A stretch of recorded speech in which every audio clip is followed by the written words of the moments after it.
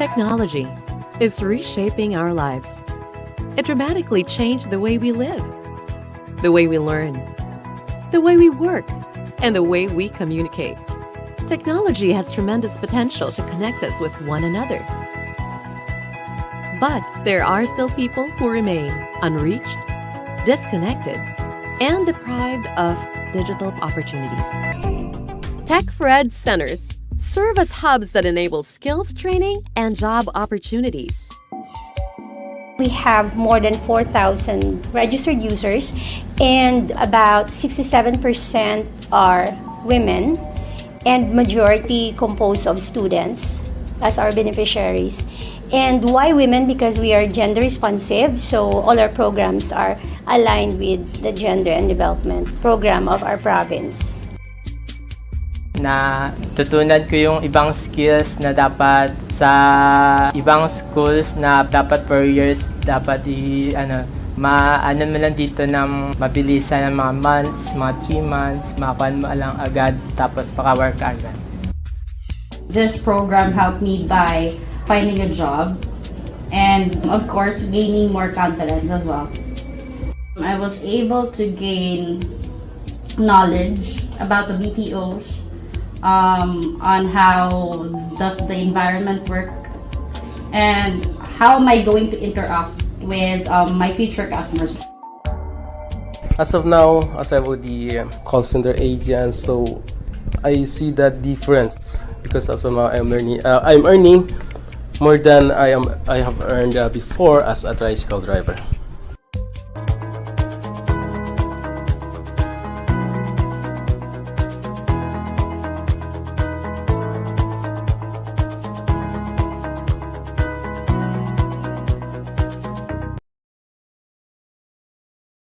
Nakakaasar, no? Would you believe may naloloko pa rin ito? Minsan ang teknolohiya, hindi puro happy at lucky lang. Pag nakompromiso ang iyong personal information at privacy, maaari itong makasama sa ating finances, ekonomiya, social life, love life at iba pa. Halimbawa, pagbukas mo ng email mo, daming messages na nag-o-offer. Di mo naman knows. Daming stalker ah. Ganito kasi yan, bes. Nag-post ka sa social media. Nag-register ka sa isang event. Hiningi nila yung personal information mo. Dahil excited ka at libre, binigay mo naman. Yung personal info mo, minsan, pinapasa ito para sa profiling o direct marketing. Buti ganyan lang. Paano kung ganito? Shocking, no? Pero don't stress yourself dahil meron na tayong batas dyan. National Privacy Commission ang kakampi mo sa iyong right to privacy. Life goal natin, ang maayos at secure na processing ng personal information mo. Know your rights, bes. You have the right to be informed, right to object, right to access, right to rectification, right to erasure or blocking, right to damages, right to data portability, at right to file a complaint. Maaari mo itong ipadala sa complaints@privacy.gov.ph. Kung may iba ka pang katanungan, ipadala sa info@privacy.gov.ph. Galing, di ba? At kung may magkakasala, National Privacy Commission din ang kakampi mo. At may kaparusahan sa paglabag ng right to privacy mo. Bes, ikaw lang ang pwedeng magsabi kung kanino ka magtitiwala. Yan ang ibig sabihin ng privacy. Visit www.privacy.gov.ph. If it's too good to be true, it probably is. Huwag magpabiktima. Baka makompromiso lang ang privacy mo. OMG! Nanalo ko ng BMW! Pero wala naman akong sinalihan eh. Hi sir! Pa-fill up naman po ng online form namin with free gifts. Yes, ako yun. Sir, your 5 million peso loan has been approved. I need to verify your full name, address, and birthday. My full name is... Huwag magpabiktima sa mga modus na ganito. Ang personal information na ibinibigay mo ay maaaring magamit ng labag sa iyo. That is why privacy matters. Kakampi mo ang National Privacy Commission. Protektahan ang iyong right to privacy. Piliin ang pagkakatiwalaan ng personal information mo.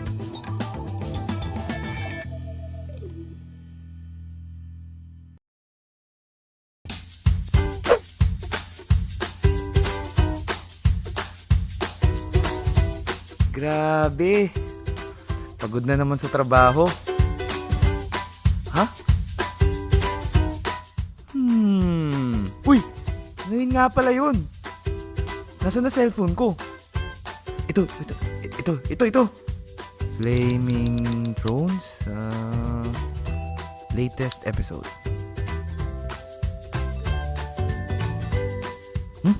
Ba't ganun? Ang dami naman play button ito. Ha? Tandaan, beware of sites that could lead you to malware.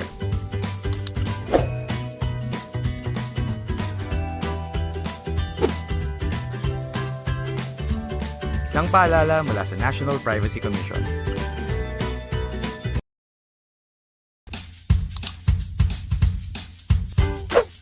Can you do a research on this? I need it by the end of the day. Okay, boss. So where should I start?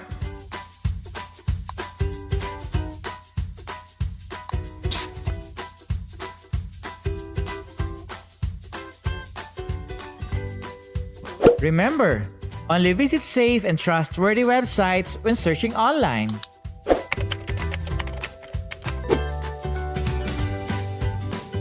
Isang paalala mula sa National Privacy Commission.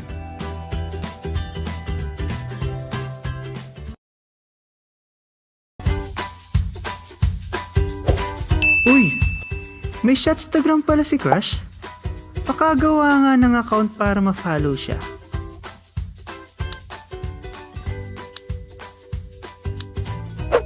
Huh? Ano kaya? Gayahin ko na lang yung password ko sa Facebook. Psst! Tandaan, never use the same password on multiple accounts.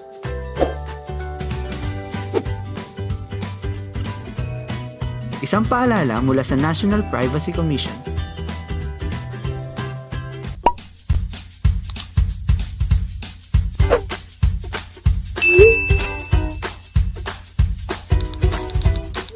Talaga? Let me check. Grant access to my location? Okay. Pati email address? Psst. Remember, be careful in downloading and granting permission to mobile applications, lalo na sa location mo.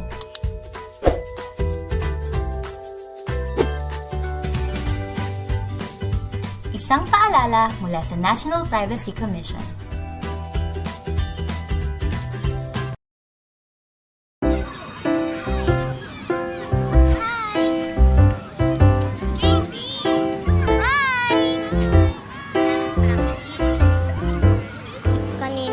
Tinawag na naman ako ni Miss Martin. Kasi ang ingay ko daw.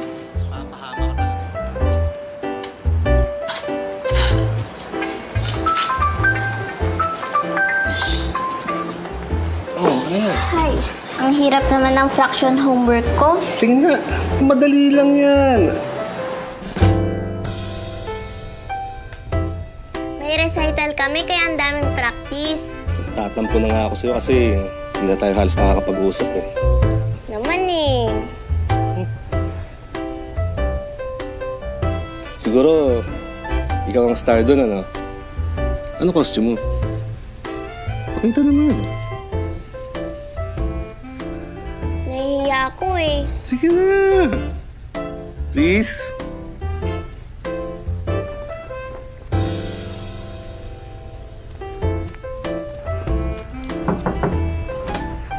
Look, dinner's ready.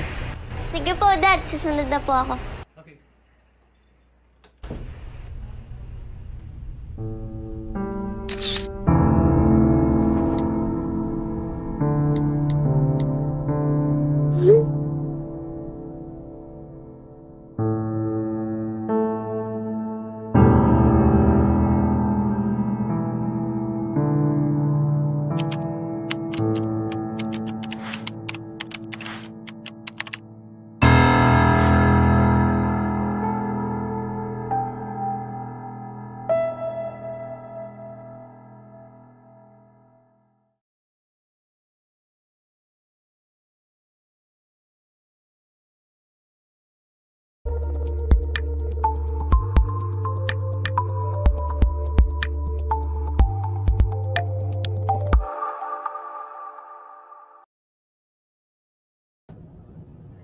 Maayong hapon sa inyong tanan and welcome to Negros Occidental Language and Information Technology Center Gender and Development Webinar Series. Today, we will be informed about DICT Vaccination Administration System or DVAS. It is free software that would help local government units cut down the vaccination processing time. So I know you are all very excited, but before we start the webinar, let's pause for a moment to say a prayer to be followed by the singing of Philippine National Anthem and the Negros Hymn.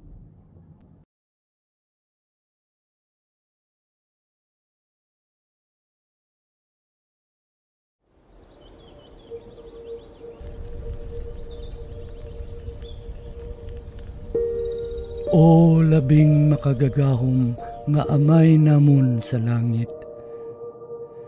Mahinuklugon nga laon nga tagtugas ang langit, hangin, kalayo, tubig kag duta.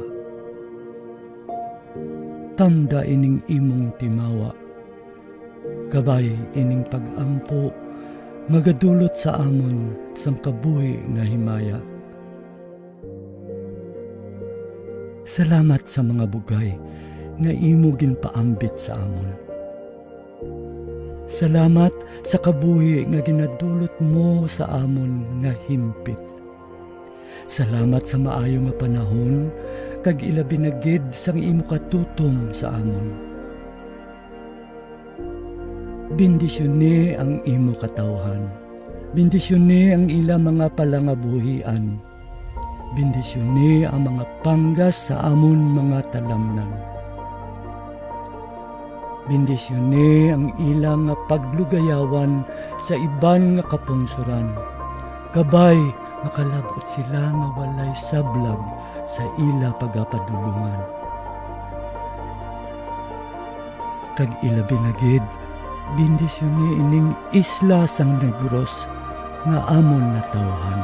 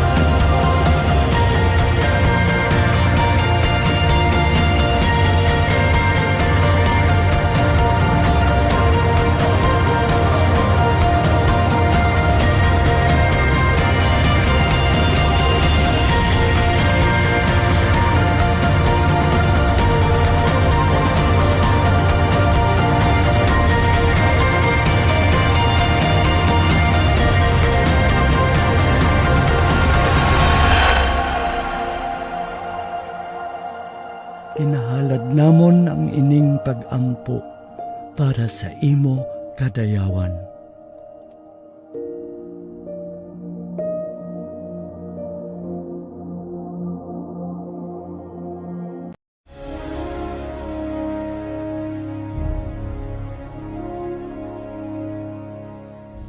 Bayang magiliw kaya sa silanganan, alam ng puso sa dibdib mo'y buhay. Lupang hinirang, duyan ka ng magiting, sa manlulupig, di ka pasisihil. Sa dagat at bundok, sa simoy at sa langit mong bughaw, may hilag ang tula at awit sa paglayang minamahal. Ang isap ng watawat mo'y tagumpay na nagdinigdig. Ang bituin at araw niyang kailan pa may magdidilim. Lupa ng araw ng walhati pansinta, buhay ay langit sa piling mo. Ang hinigaya na pag may mga api, ang mamatay ng dahil sa'yo.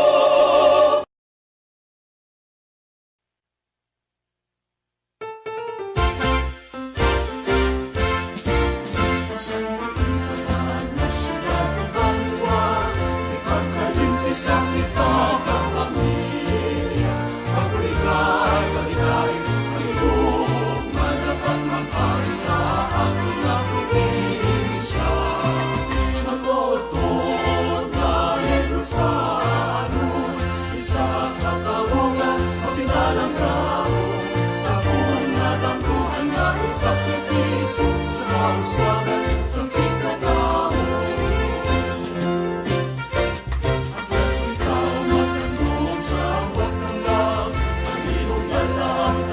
Sa kasal, abot wala may mapiling sa kalulong, nanaganos ka nagais na ako. Ang matutod na Negrosano, isa katawungan, mapinalang gamo, sa buwan na dampuan na isakripiso, sa kauswagan, sa sikatamo. Ang matutod na Negrosano,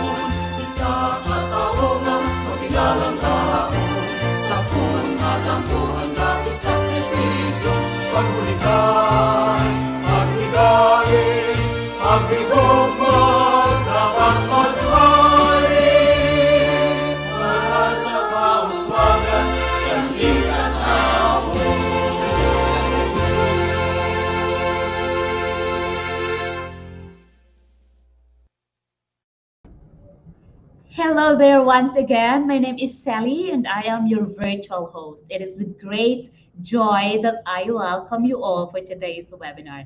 This is a pioneering project of NOLITC Tech4ED Center, and this is free. So NOLITC also offers free online training under the Negros Occidental Training for Work Scholarship Program through the Office of Governor Eugenio Jose Bong Lacson under his 7-point priority agenda, Avance Negrense. Before anything else, allow me to introduce to you NOLITC. We are a government, or we are a recognized nationally, or we are recognized nationally as outstanding Tech4ED Center by the Department of Information and Communications Technology, or DICT.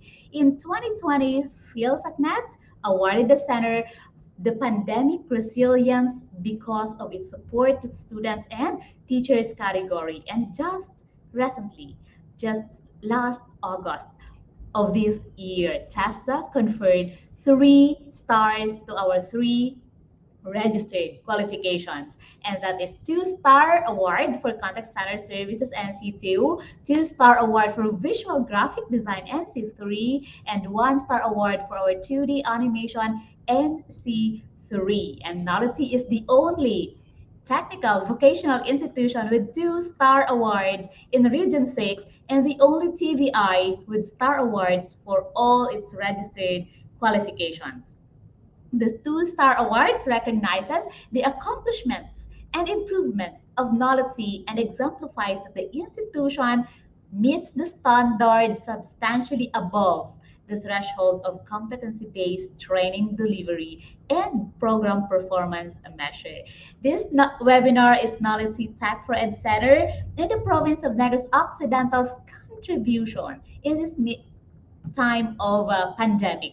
So amidst the spike of the COVID-19 cases in the country and even here in the province, let us all stay at the comfort of our home, stay informed, and stay updated. To join, all you need to do is just to register once, and you will be given access to all our webinars. You need to sign up for your attendance at the start of the webinar, and it will be open for only an hour. So do your attendance now. If you can't find the link in the description box, right now you can just scan the code being flashed on your screen. I'll give you time to do that. Please do so. Okay, because that is part of the requirement for you to be able to get your digital certificate. All right, and if you have any questions later on for our speakers, please try to look for the open forum link in our description box, and also you can scan the code being flashed on your screen right now, right there. Scan it right now and then reserve or post your questions in the open forum link, and it will be up later during the open forum. So we will also provide digital certificates to those who successfully filled out the attendance and accomplished the evaluation report or evaluation form later on, which will be open only after the webinar. Okay, after the webinar, we will open the evaluation link, not now, but after the webinar. And it will be closed until 6 in the evening. All right, so if you are watching through our Facebook live stream, please follow our page, give our page a thumbs up. And if you are streaming through our YouTube channel, hit that subscribe button now. Okay, so to welcome you all to this webinar, let us have the leader who encourages everyone to have a positive mindset, to inculcate purpose, to adapt to new technologies, unlearn the past, and learn new things. She is purpose-driven and definitely always on fire. Our vocational school administrator and NOLITC Tech4ED Center manager, Dr. Maria Cristina Orbisido. Thank you, Sally. Hello to all our viewers from Luzon, Visayas, and Mindanao, and those outside of the Philippines. Maayong hapon sa inyo tanan. I would like to warmly welcome all of you to another NOLITC Tech4ED webinar. A warm welcome to our resource speaker for today. From DICT Region 6, Engineer Joel Garcera. Thank you to DICT Negros Occidental for facilitating our invitation. A special shout out to Engineer Tome and your staff. Thank you very much. To our avid viewers, welcome back. We are always happy to see you returning and willing to learn the content that we are sharing every webinar. And to our new subscribers, thank you very much for joining us. We hope that you'll become a regular part of this learning community. Today, we will learn about the COVID-19 Vaccination Information Management System rolled out by DICT. Why is it important? This is pursuant to ITAT Resolution number 117, and local government units are mandated to adopt and utilize the DICT Vaccine Administration System, or DVAST. What are the salient features of DVAST? What are the benefits of the system? And how can LGUs utilize the system to shorten the vaccination turnaround time? These are just a few questions that will be answered later by our resource person. Again, NOLITC Tech4ED Center has been rolling out these webinars at the onset of the global health crisis. This is part of the COVID recovery program of the Office of the Governor. The goal of NOLITC Tech4ED Center is to empower, enable, and transform communities, especially during this pandemic. This project is funded under the Gender and Development Program of the province for 2021. The province, through the leadership of Governor Eugenio Sebong Lacson, has been implementing these measures that will help us survive and thrive during this pandemic. So, stay tuned, stay connected, enjoy learning, and again, welcome to this webinar. Let us take care of ourselves and each other. NOLITC inspires, NOLITC cares. Avance, Negrense. Thank you so much, Dr. Arbisido, and thank you for reminding us to thrive and to survive in this time of pandemic. So before we proceed, let me acknowledge our dear viewers who are joining us from our Facebook. Let's say good afternoon to Sir Marvin. Wow, thank you for being our avid viewer. And Sir or Miss Rodeline Becaro, yes, good afternoon. And we have an international audience. And we have also Love Making Ko Elarmo, Jonji Magada. Sir Jonji, thank you so much.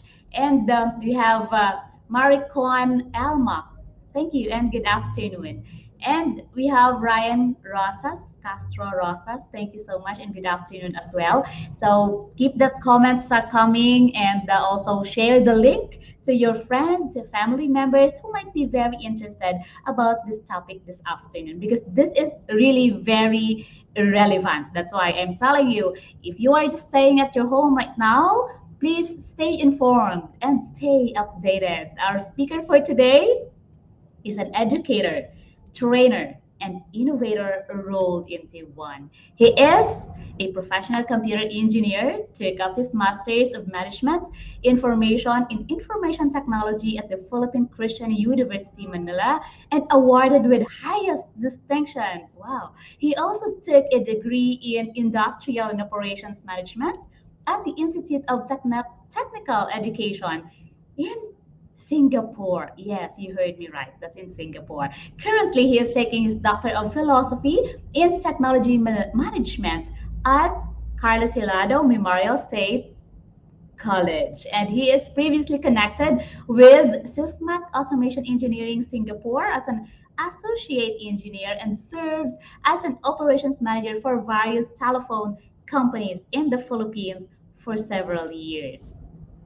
He is currently the training specialist too of the Department of Information and Communications Technology, Western Visayas Regional Office, and a professor of College of Engineering at Western Institute of Technology. He is a Google certified educator and trainer a TESDA and Cisco certified trainer, and received various international certifications as well as innovator. Without further ado, let us all welcome our speaker this afternoon, no other than Engineer Joel Garcera.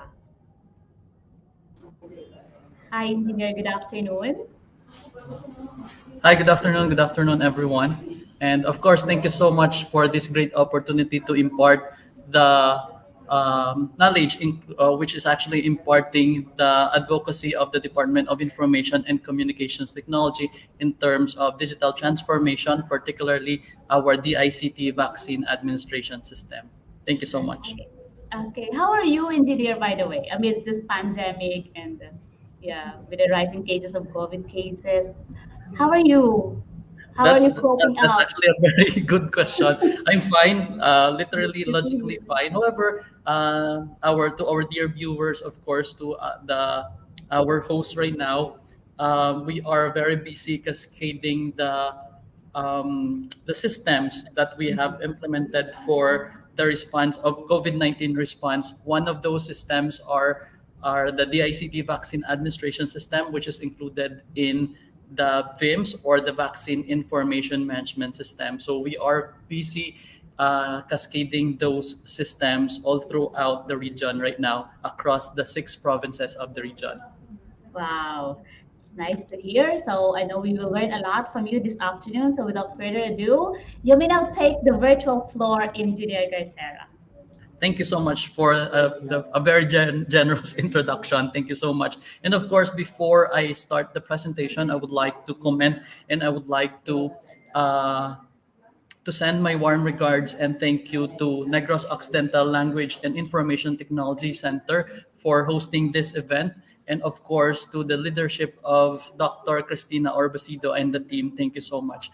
To our dear local government units, who are on the call or are streaming live right now, thank you so much. And to the members, probably the members of our healthcare, or probably the members of the rural health units, members of the provincial health offices, and of course, probably we do have your colleagues coming from other agencies joining us today, particularly our colleagues and counterparts coming from the Department of Health, Department of Health, and probably from Department of Local Interior and Local Government, or the DILG, who are in one way or another helping us in the cascade of the DICT systems, which includes the DICT vaccine administration system. So without further ado, let me just share my screen right now. Give me one moment here. Okay, sharing my screen. There you go. I hope you can see my screen right now. Let me just, there.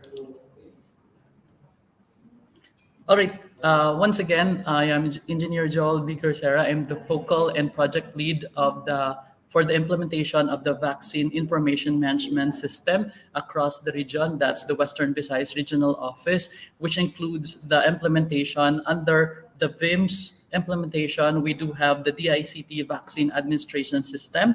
And of course, as you are familiar with other systems that we are cascading right now, we do have the vaccine operation reporting system. And of course, we do have the most anticipated VaxCert PH, or the digital vaccination certificate. Hopefully, I would wish to grab this opportunity for us to at least give an overview, for me to give an overview with other systems such as the VORS, including the VaxCert PH. Hopefully, I still have time later on to give an overview and discuss a little bit about other systems which are related to DVAS, or related to the entire ecosystem, which is the Vaccine Information Management System.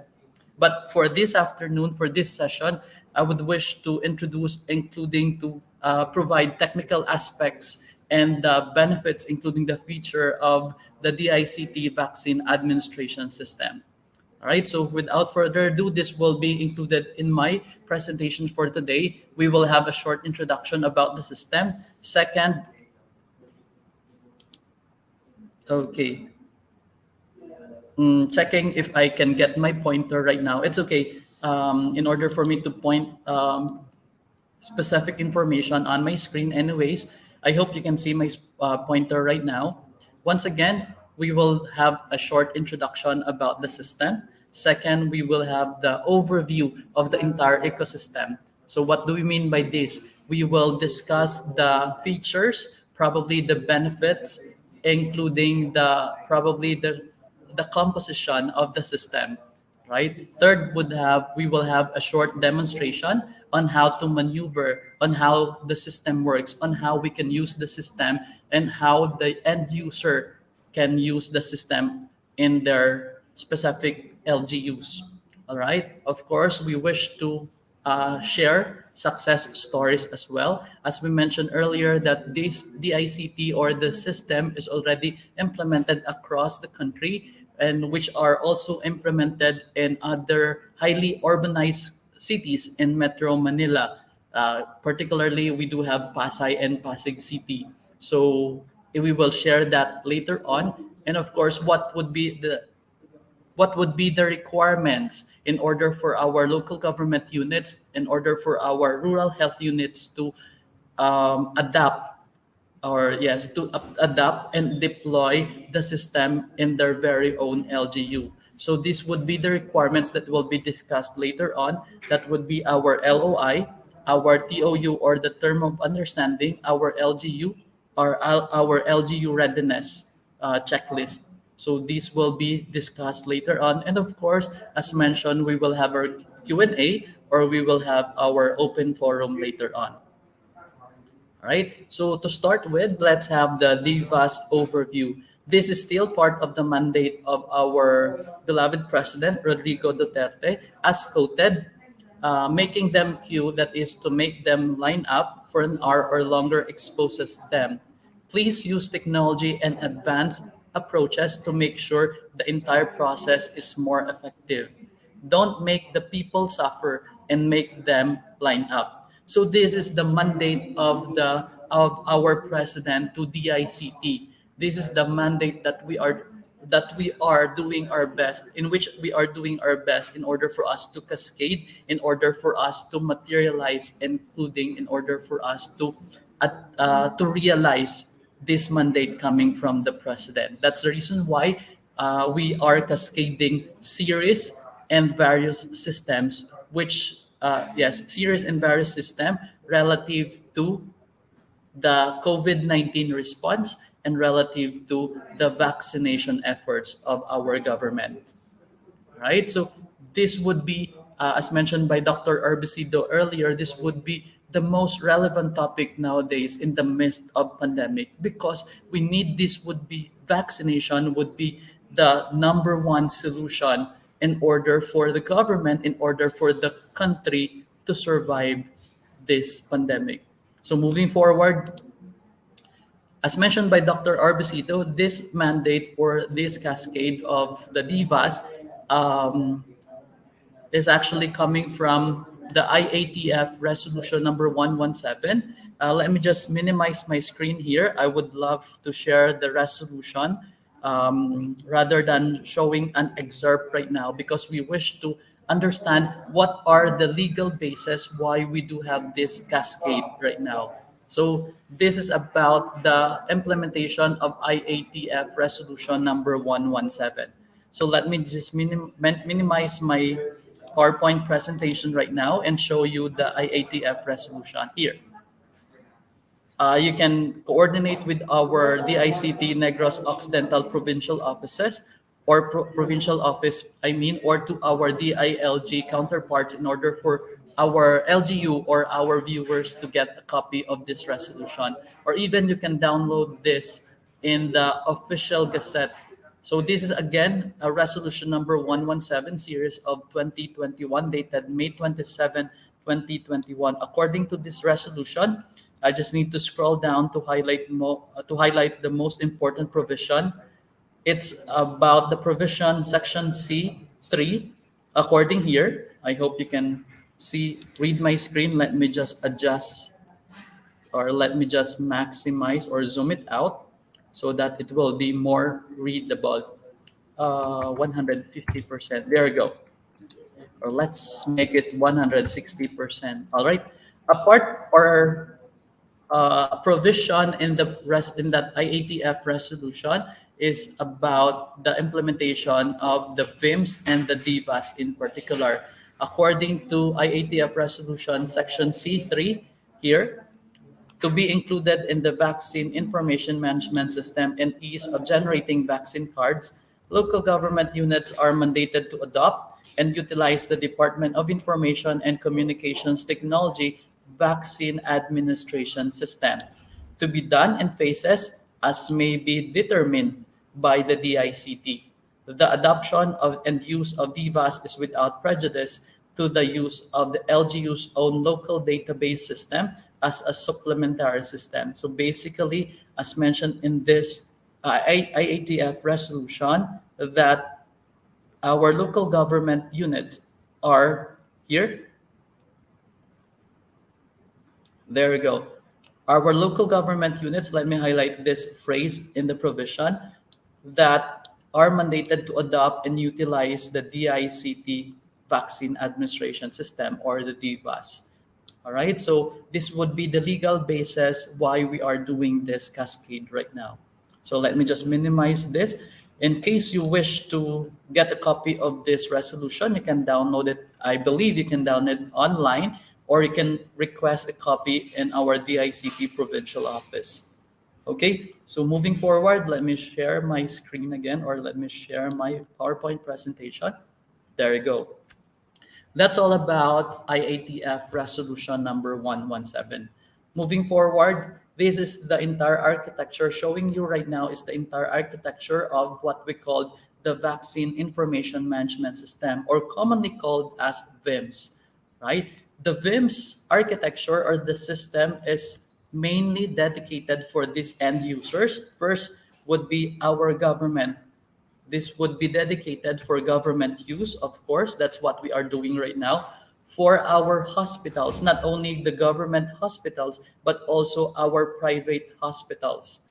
This is also dedicated for the use of our private entities or agencies, probably in the future, and of course, for the use of the general public. This would be the anticipated system users of the platform. All right, and to discuss in detail, before, if we do have here RHUs, we do have here members of the local government units. I'm sure you are aware and familiar about the VIMS IR, or we call it the VIMS Immunization Registry. This is the system that we've used before in order for us to capture the master listing, right? So that's about the VIMS IR. And right now, we are moving towards the inoculation process. Yung pagbabakuna naman, ma'ams and sirs. This is about the inoculation process. So to cover and to document the inoculation process, I will discuss it later on. To cover and to document the inoculation process, that's the reason why we do have the DICT Vaccine Administration System, or the DIVAS, which is a big part of the VIMS entire architecture. And those, the data harvested or captured coming from these systems are reposited, or I'm grasping for a more technical or non-technical or a more layman's term right now. But basically, the data coming or captured from these systems are probably stored in a single data warehouse, which is being transmuted or transferred to our national office for the use of other systems as well. Okay, and right now we do have another system being implemented. That's what we call the Vaccine Operation Reporting System, in where that system is intended for the LGUs and our RHUs to report their daily inoculation, yung nabakunahan po nila every single day. And of course, that system is also used for monitoring of inventory. So basically, for now, this would be our major cascade, the DIVAS. That's the reason why we have such, and we have such implementation, including rollout of the system. So please don't mind the other systems. These systems are dedicated to authorized or dedicated to other agencies like the DOH, the Center for Health Development, or the CHD, including other partner national government agencies, right? So at least you have the bigger picture right now. What are the systems that we are cascading, which are part of the vaccine information management system?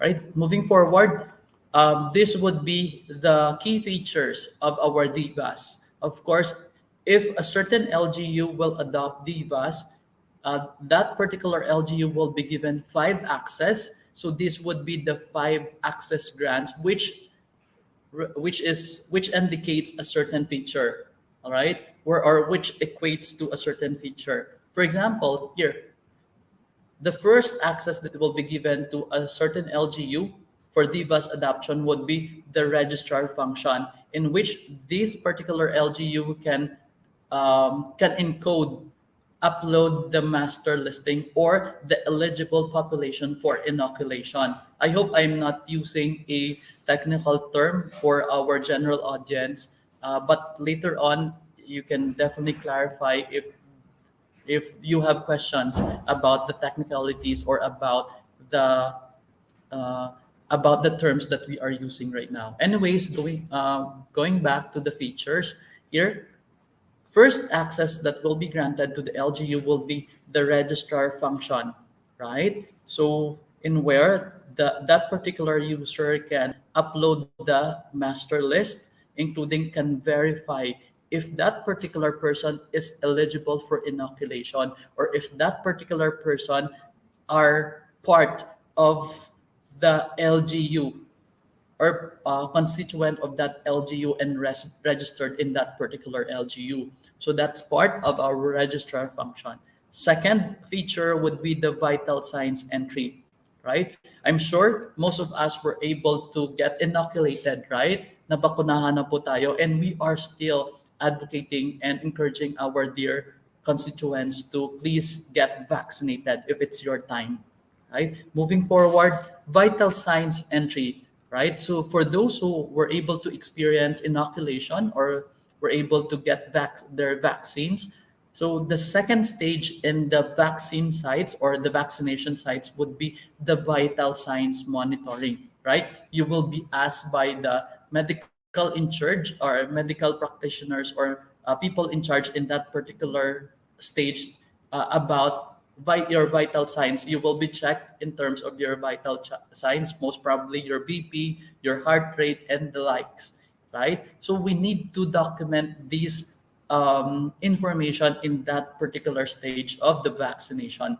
Of the inoculation, I mean. So this will be documented in this phase, vital signs entry. Of course, your health screening. So this is where you will be checked if you do have comorbidities, if you will be checked for what they call this one. I'm actually not a medical practitioner. That's why I'm also grasping for terms that we can use in terms of at least to discuss the medical aspects in the right manner. Anyways, here, health screening, in where you will get this particular access can document probably the documents submitted or the documents coming from a vaccinee in case there are comorbidities and other essential factor to consider before inoculation, right? So, and the most important, I believe for me, the most important stage would be, and the most important access in this system is about the inoculation access, and where in this particular access, the person in charge in the vaccination site needs to document the lot number, the vaccine brand, and all of those information or necessary information during the actual inoculation, right? And lastly, of course, after the inoculation, as we have experienced in the vaccination sites, you will be requested to stay put, or you will be requested to wait, because the nurses in the vaccination sites or the medical practitioners need to at least monitor, right, what should be the or what are the urgent or probably the adverse effect of the inoculation or the vaccine. So probably they will request you to wait for a few minutes or for an hour, depending on the request of the doctors and medical practitioners, in order for them to monitor you after the inoculation period. So these are the key features and basically the access that will be granted to the local government units in case our dear LGUs will adopt the system or the bus.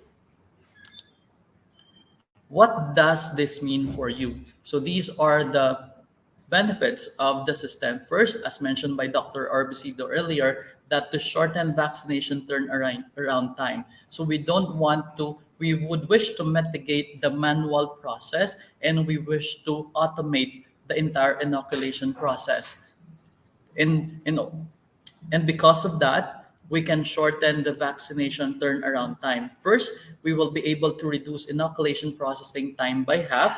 As noted here, the manual process would take 20 minutes per vaccinee. However, for DVAS, it will take approximately 5 to 10 minutes per vaccine. So definitely, this will minimize the turnaround time, as mentioned here, right? Second would be to streamline report generation. Streamline means to summarize or to at least shorten the report generation. First, because we can remove the lengthy EOD, means end of day report. I'm sure our local government units, the members of the LGUs, including our friends coming from the RHUs, are familiar with what we call EOD, or the end of day report, right? So this will streamline the reporting, particularly the EOD report generation, because as experienced with other municipality, the manual is 3 hours, and with DVAS it will be approximately 30 minutes.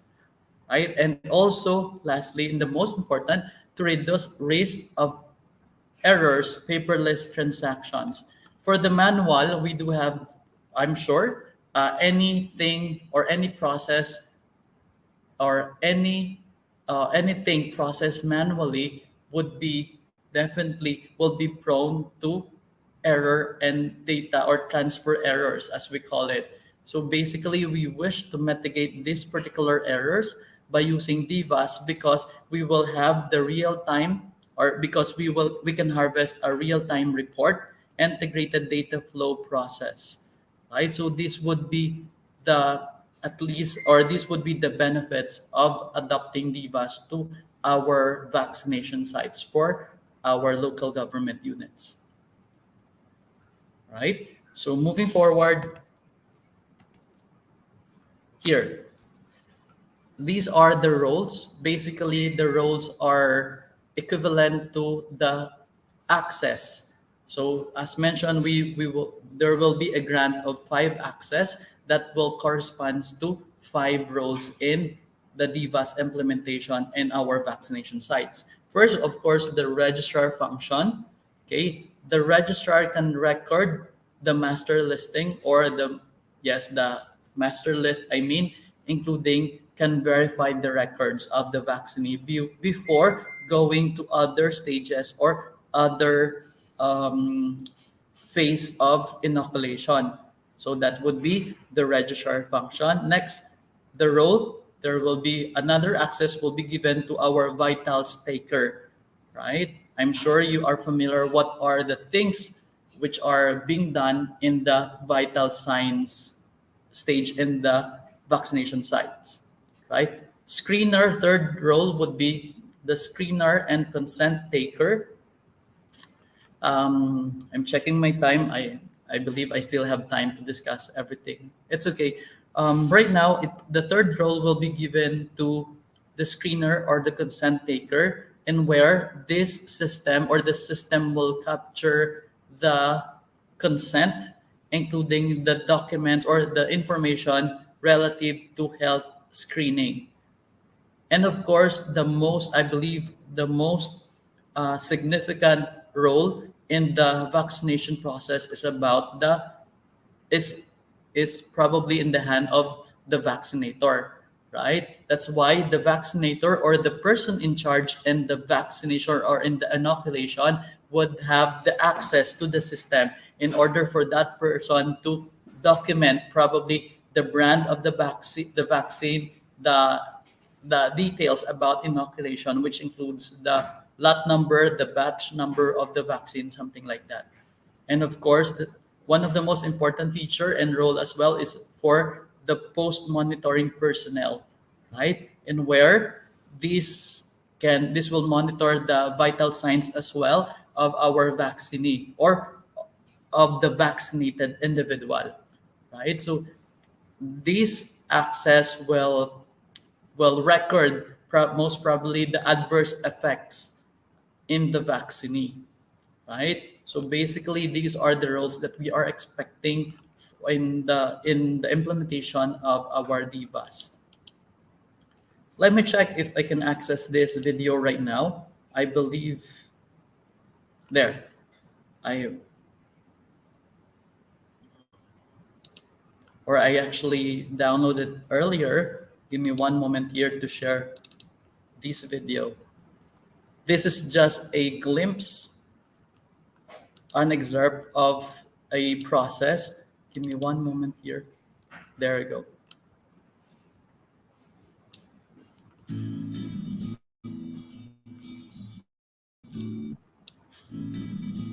Please watch this. Thank you. Magandang araw po sa inyo lahat.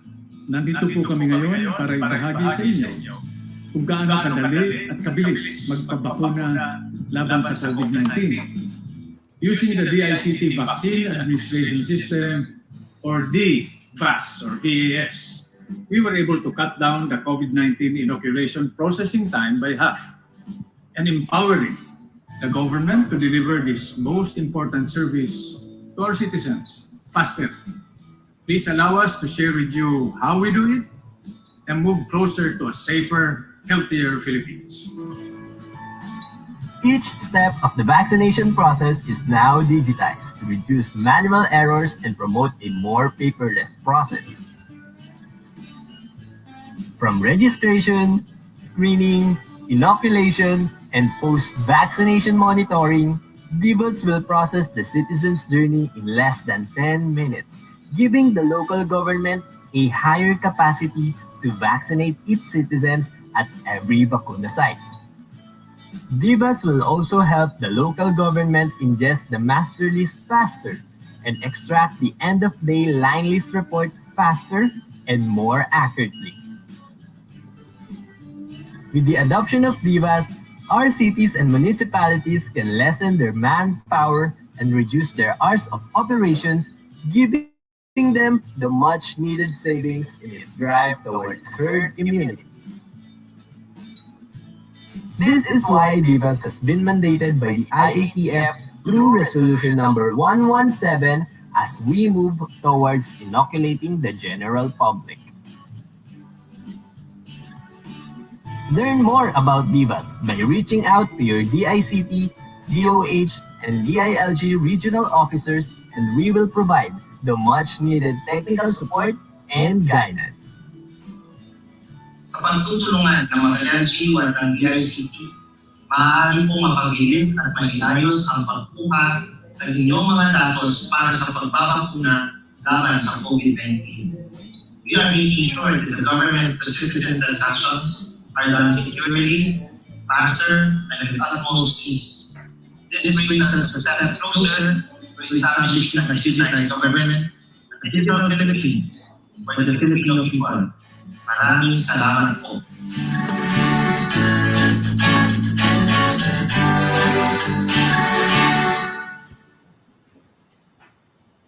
Okay, there we go. Let me just minimize my screen here and return to my presentation right now.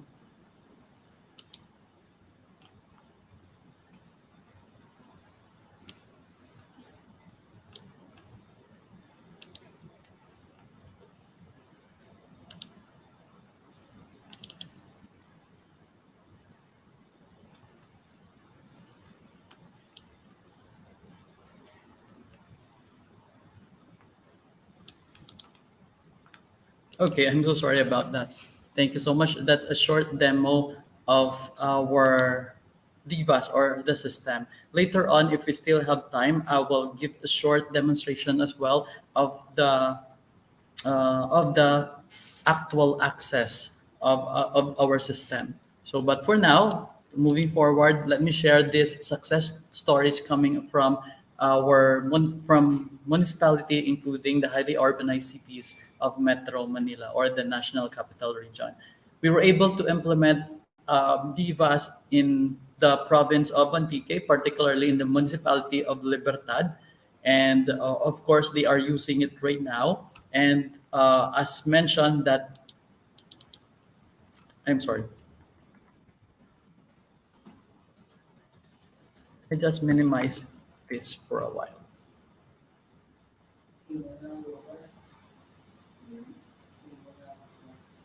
Okay, let me get back to that later on. But for the meantime, I will share this success story in Pasay.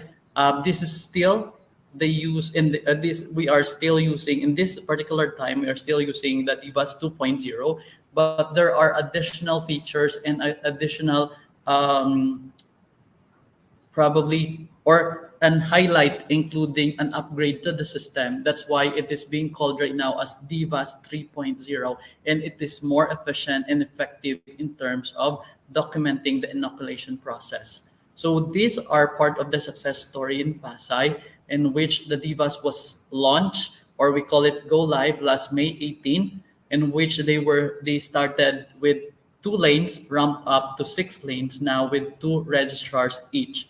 Because we are, as mentioned, I'm sure you are familiar and you were able to read news right now in the mainstream media that we are expecting in the month of October, or probably the latter part of this year, we are expecting volume and bulk of vaccines to arrive. So that's because that's part of our probably our dream to achieve herd immunity. So basically, right now, we are expecting, I believe we need to automate the process in terms of the documentation of the inoculation process, right? So in order for us to achieve that, of course, we would love to encourage everyone, to our partners in the local government units, to adopt DIVAS, because it's still okay for now for the municipalities. It's still okay for now to do the manual recording or manual documentation, because we are probably inoculating 50 or 100 per day. But I'm sure very soon, I'm sure we will be expecting, we are expecting, and also we are, yes, we are expecting volume and of vaccines to arrive in the next few weeks or the next few months. So that's why we need to prepare for this particular scenario. So going back with Pasay, they were able to accommodate 2,000 vaccinees in a single day using DIVAS, and they were able to do the full handover to the LGU by our team, or by the DICT team, on May 25. That's actually 5 or 6 months ago, and they were able to reduce time spent preparing end of the day reports from 3 hours to less than an hour, as mentioned earlier. I hope I can show a presentation pertains to our implementation of DIVAS in the Libertad Antique later on. I will double check on this. But moving forward right now, what would be the next steps in order for our local government units or from the rural health units to show or to adopt our system? Of course, this would be our timeline. First, we are doing this information drive. We call it as a road show with recorded demo as shown earlier. In this particular phase, we are expecting a cascade of information about the system to our LGUs and our partners RHUs, our partners in the RHUs, I mean. And of course, with the help of our provincial health office of Negros or provincial health offices, right? First step is that the local chief executive or our dear mayor will sign the local or the LOI or the letter of intent. I will give or I will show you later on how to download these documents. Basically, we will start with the LGU signed LOI by the LCEs or the local chief executive. Afterwards, here we need to double check the readiness of the LGU in terms of DBAS adoption. There will be a readiness checklist that will be forwarded to, or you can download as well. And that readiness checklist will be a guide for us to double check if the LGU is actually prepared for the system. So this will be the sign off in terms of use, which includes the readiness checklist, including our TOU, which is the term of understanding. That would be like a term of agreement between the LGU and DICT, right? And there will be, after these documentations, we will have something like this. We will probably arrange a meeting and we will arrange a training session and information drive to that particular LGU. We call it the kick-off, in where we will present the benefits, the salient features of the system, including probably the access, including a demonstration of the system during the kickoff. And after that, we will gather the end users, all the end users or the person in charge in implementing the system in a certain LGUs. That's actually what we call the end users training and the admin training. We will do this, including the system onboarding per LGU, in where in this particular stage, the members, the end users will have can experience on how to maneuver and how to access the system. So that will be taught in this particular stage. Afterwards, we will have a pre-launching, of course, in order for us to determine, in order for us to get prepared in the actual launching of the system. So there will be simulation. There will be a dry run, right, before the actual go live. We call it go live, or literally it is the actual launching of the system to the LGU. Afterwards, we will have after the launching or the go live, this would be most probably the actual or the launching of the system in the LGU, in where the LGUs will accept vaccinees real time. At the same time, they will encode and document all the necessary information in the system itself, or the DBAS. That will happen during the go live or the actual launching. And of course, the gestation period, in where we can assess what are being done, or we can assess what should be done or what should be enhanced in terms of the implementation. That's the gestation period. Afterwards, a total handover of the system that will be handed over to the LGUs, right? So that means the LGUs can freely use the system. And of course, but then don't worry, because we still have the support channel after the handover. We still have the support channel that will help out in terms you have technical issues and concerns using the system after the handover. So these are the process that we are expecting in terms of DBAS implementation. So don't worry, we will help. Definitely our team, our Negros provincial team, will help out our dear LGUs all throughout this process, right? Or if you wish to have a copy of this of the presentation, I will give you a link later on in where you can download all the necessary requirements such as the LOI, letter of intent, the readiness checklist, including the TOU or the term of understanding. I will give you a link later on a single page in where you can get all the necessary information, including the presentation that I am using right now. Okay, or probably let me just minimize my screen. Anyway, let me just minimize my screen and show that portal to everyone here. Let me just, there you go. I hope you can see this page right now. This is the Divas toolkit, and where you can get all the necessary information, right?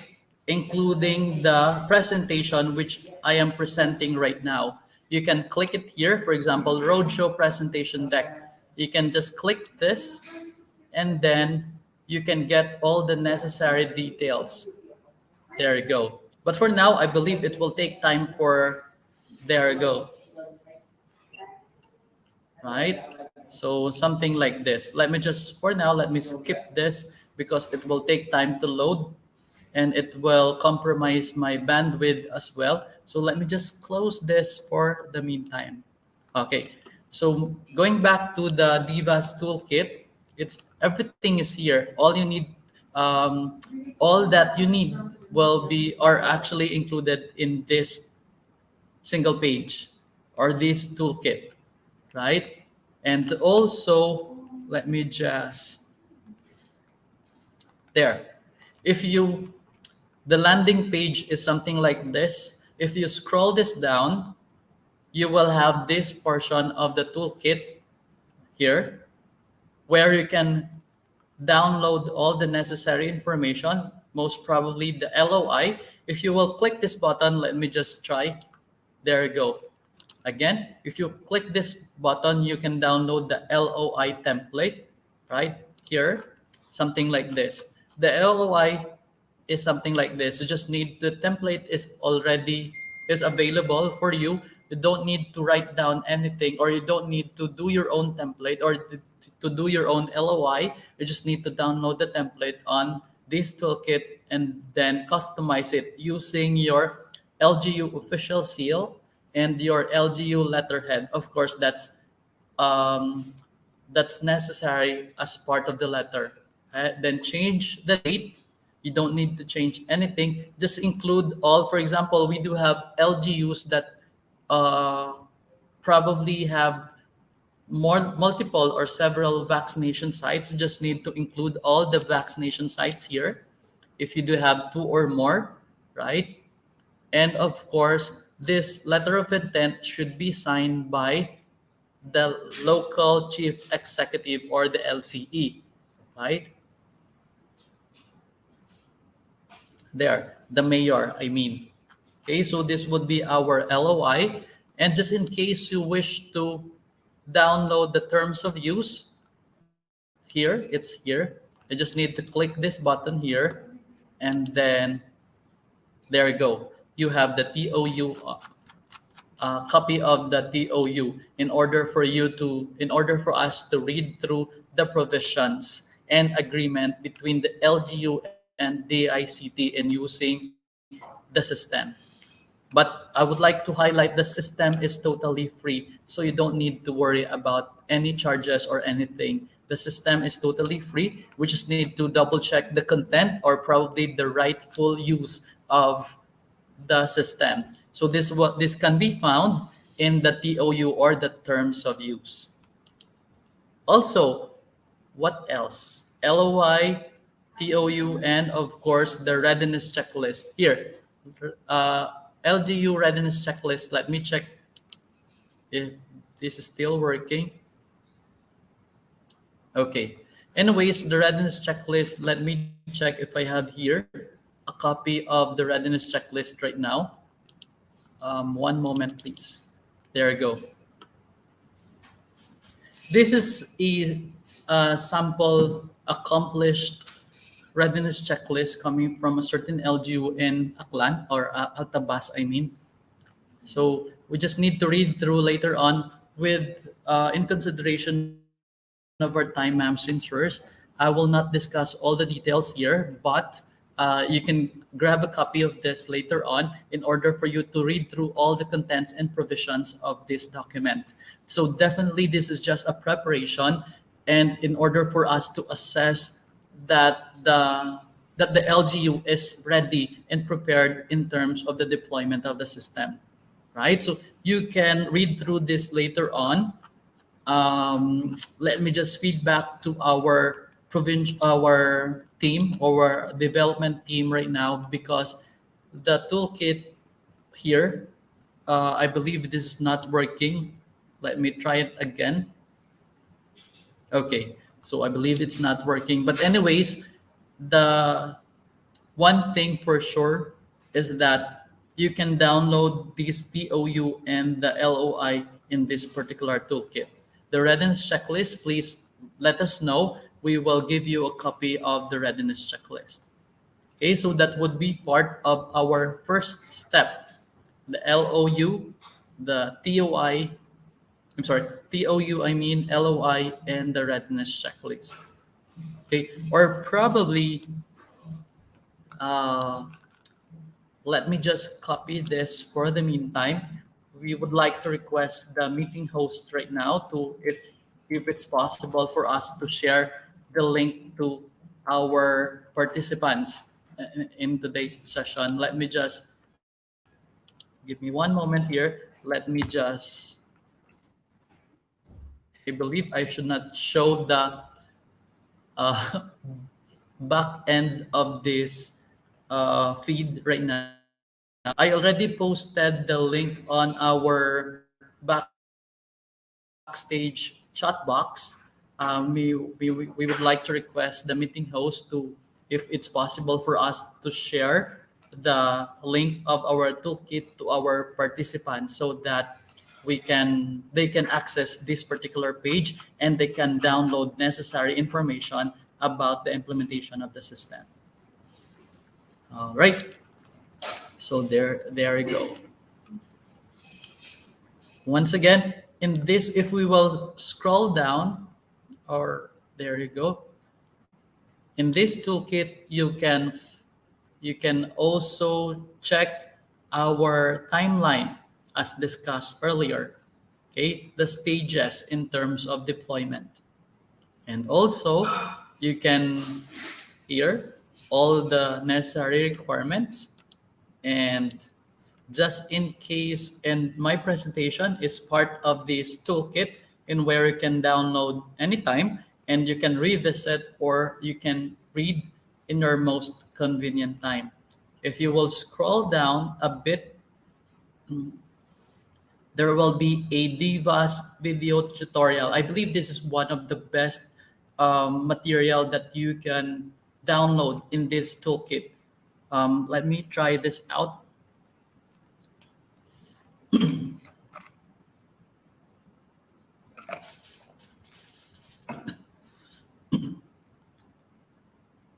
Okay, there you go. DVAS video tutorial. Let me just open this for a while.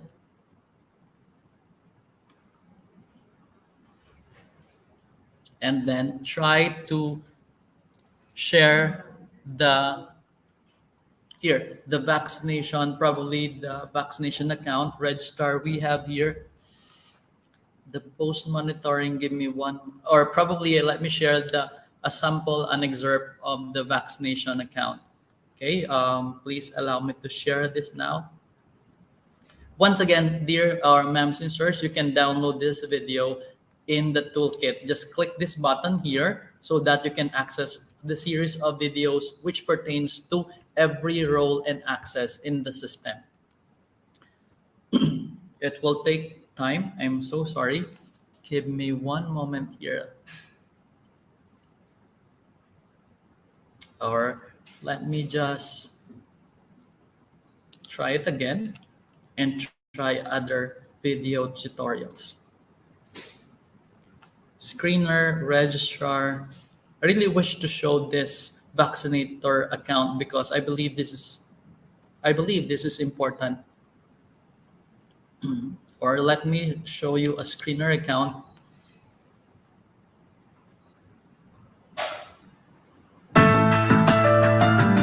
It's actually 20 minutes video, but I will probably skip some part of the video in order for us to maximize or to save time. Okay, I just wanted to share.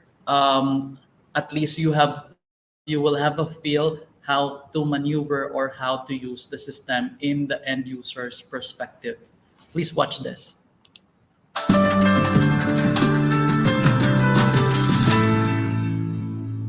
Araw po, ako po si Jason Martinez. Ako po ay taga-DICT at nais ko ibahagi sa inyo trim po sa ating screening login. So kung successfully login tayo, ay makikita na po natin yung environment ng ating screening. So kung mapapansin niyo po dito sa taas ay sa upper right corner ay pinapakita po yung pangalan po kung sino po yung login po na user natin. And ito po yung ating vaccination site name. At ito po yung menu natin that contains yung list, yung My Screen Vaccinees at saka Screen by Others. Then kung mapapansin niyo po ay meron tayong label dito na screening na ibig sabihin po ay tayo po ay nasa screening environment. Then ito po yung ating search field or rather search box kung saan po pwede po nating i-search yung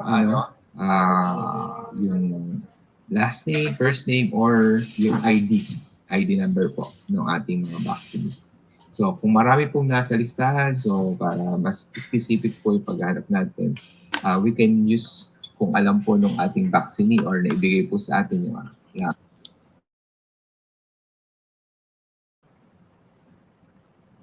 Okay, ma'am, sirs, screening at ito pong I just wish to have you a feel of the system. So I will skip some part of the video. And anyway, you can definitely download this later on and you can revisit or rewatch the video in your most convenient time. So let me just skip and forward this. Para ma-record po yung ating So, ang ginagawa ko po ay dapat i-save muna siya before we do something else na i-proceed na yun o i-confirm na tong confirm, defer, and reschedule para i-save lang po muna para pwede po natin balikan at i-edit yung ating at hindi pa po siya nalilipat into inoculation stage or hindi pa siya nali-defer or something like that.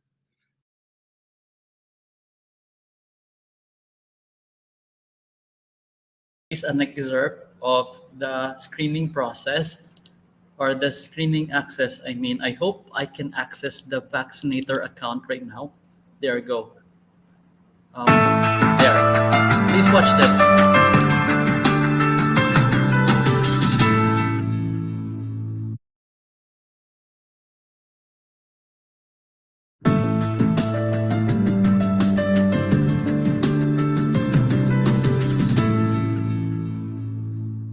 Si Jason Martinez. Ako po ay taga-DICT at narito po ako para ibahagi sa inyo kung paano po gamitin yung inoculation environment naman ng ating DBAS. So ito po ang login page ng ating for inoculation environment.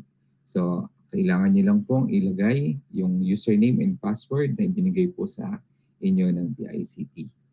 So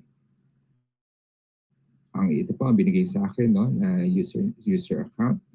Ilalagin ko po siya. So once you are successfully logged in po ay ipapakita na yung environment po ng ating inoculation.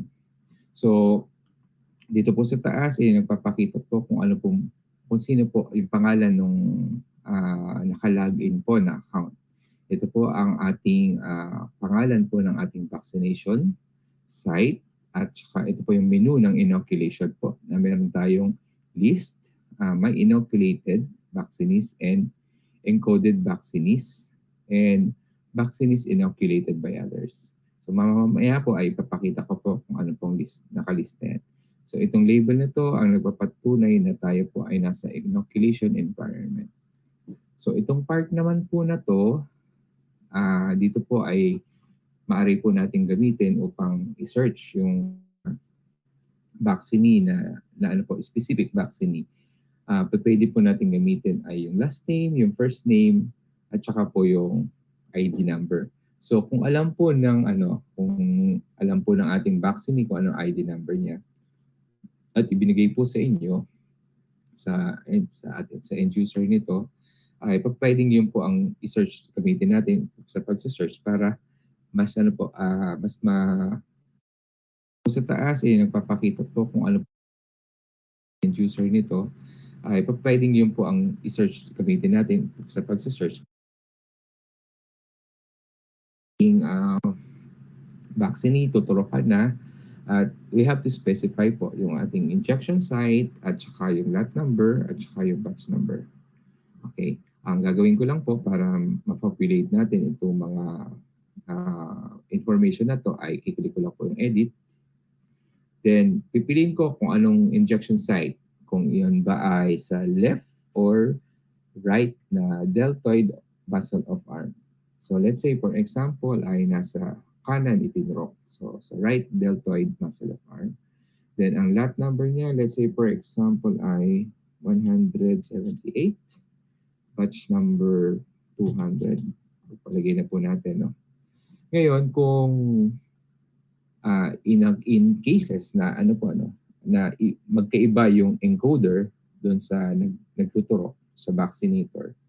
Let's say for example sa case ng ibang LGU ganun meron po silang may mga tao po sila na merong encoder, meron po siyang vaccinator. So for that case status. So ito po ay pag ganito ay makikita na po itong ating vaccine doon sa ating post monitoring. So ganoon lang po kasimple kung paano natin i-process yung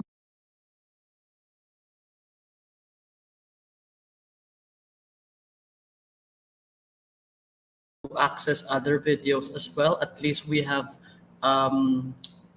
we will have an overview or an idea about each vaccination stage or for each vaccination access.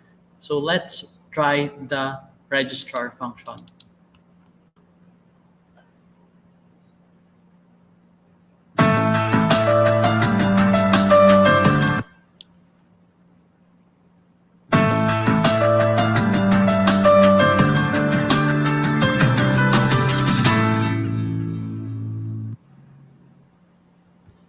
Magandang araw po. Gamitin itong filter. So, kung nag-filter po tayo, pwede niyo pong i-click yung new para ipakita po yung lahat ng new or pwede po yung confirm para ipakita po yung lahat ng confirm or kung meron pong nakalist dyan na naka-defer or for screening. So, pag sa group by naman, maaari din natin siyang i-group by vaccine. So, ito po ay lahat ay undefined kasi wala pa naman pong vaccine na naka-associate sa kanila. Then, pwede po nating i-click yung barangay para makita po kung ilan po yung nandun sa barangay na yun. Ilang vaccine po ang nandun sa barangay na yun. And pwede naman po ay yung sa priority group. So, makikita natin kung ilan po yung vaccine na belong to every priority group. Pwede nyo i-click yan para makita nyo yung detalye. So, ganun din po sa ibang mga groups. Or kung yung registration status ay malalaman mo kung ilan na po yung confirm at ilan na po yung bago pa lang. So, yung mga confirm po, ito na po yung na-process na ng ating registrar. Okay. Balik po. So, ito pong list na to.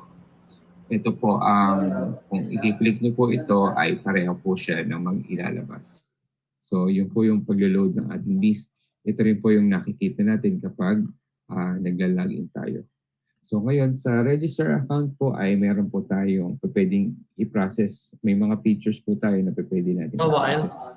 Okay, I'm so sorry. You can even access this later on. That's included in the toolkit as well. Let me go back to the toolkit here. This is the DVAS toolkit again, in which you can access all the necessary information, including the videos, which I have presented earlier in order for you to, these videos are divided into access or stages. So you can definitely access this video later on in your most convenient time. You just need to scroll down this toolkit here. Okay, and everything is here. This is the button here which you need to click for you to access those video tutorials.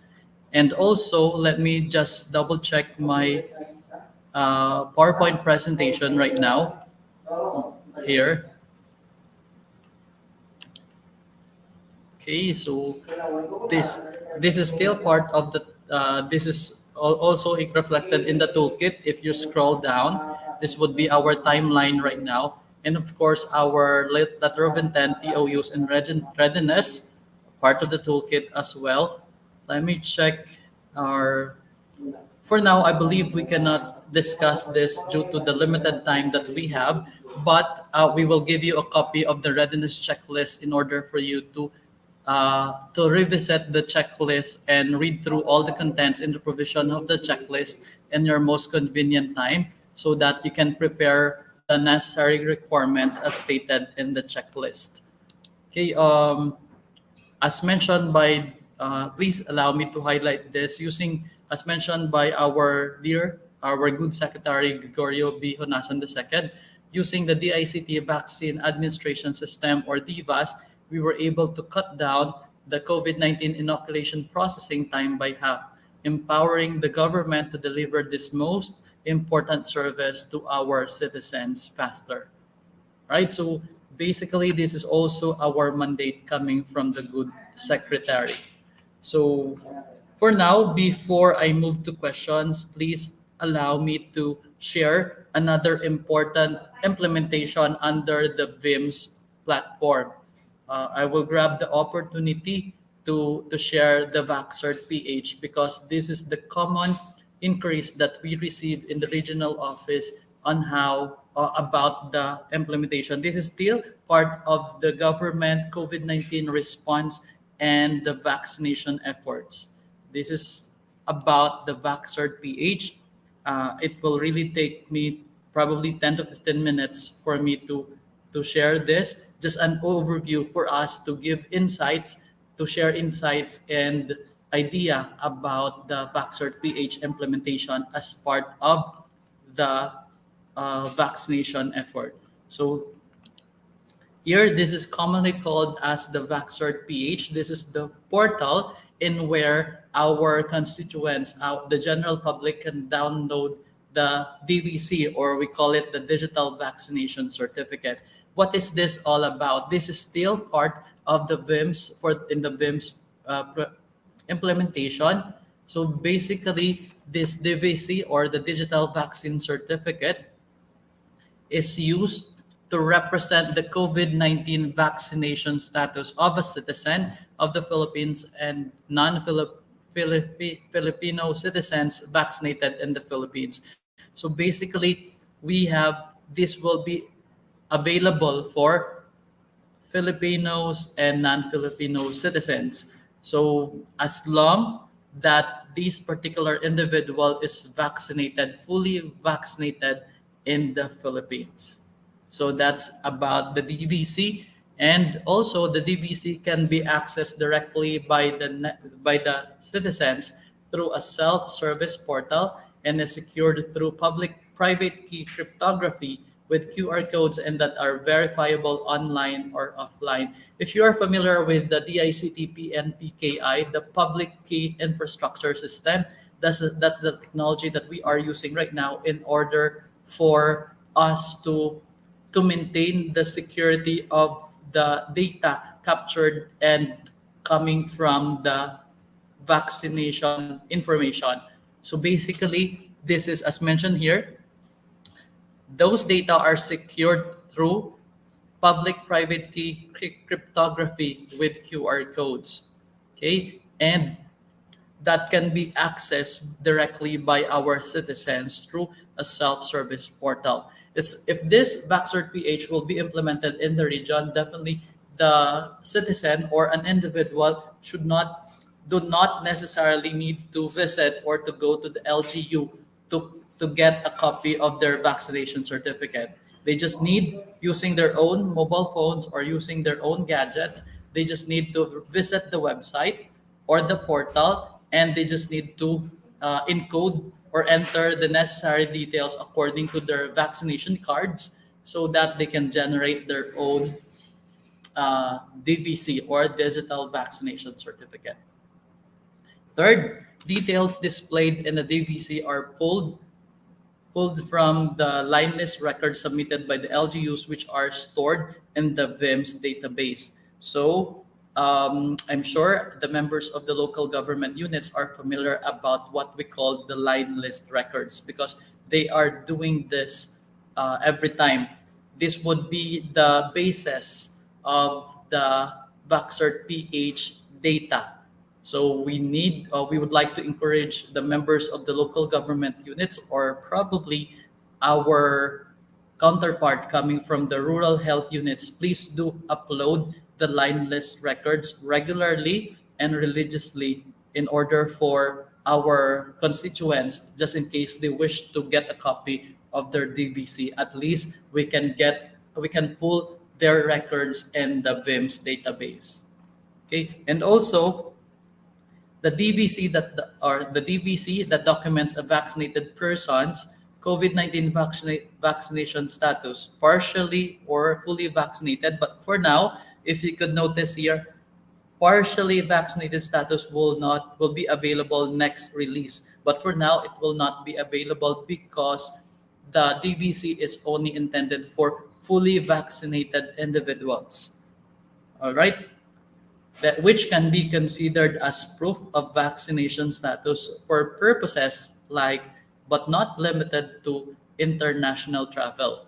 Okay, let me move towards the end here before I will explain this particular paragraph. The DVC complies with the standards set by the World Health Organization, or what we call the DDCC standard, and aims to be internationally recognized and accepted in foreign jurisdictions.